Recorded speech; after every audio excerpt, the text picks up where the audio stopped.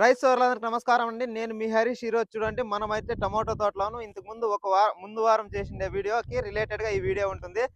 ఏమంటే నవంబర్ 11, 2024 రోజు ఒక వీడియో చేసినానండి ర్యాడీ ఫార్మ్ గురించి. ర్యాడీ ఫార్మ్ వదిలేక ముందు, వదిలిన తర్వాత ఇప్పుడు వదిలామండి చూడండి.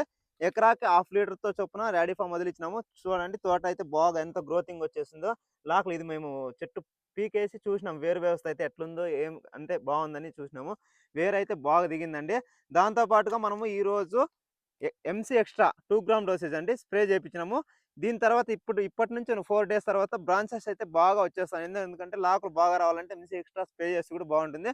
దీన్ని ఏదైనా పురుగు మందులకు కానీ గ్రోత్ మందులకు కానీ వేసుకోవచ్చు.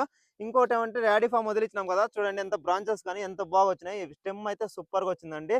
వేరు వ్యవస్థ కూడా పీకిండే వీడియో మనం వీడియోలో అప్లోడ్ చేస్తాను. ఇలాంటి మరిన్ని విషయాలను తెలుసుకునేందుకైతే మా ఛానల్ని సబ్స్క్రైబ్ చేసుకోండి, షేర్ చేయండి, లైక్ చేయండి, కామెంట్ చేయండి. Thank you.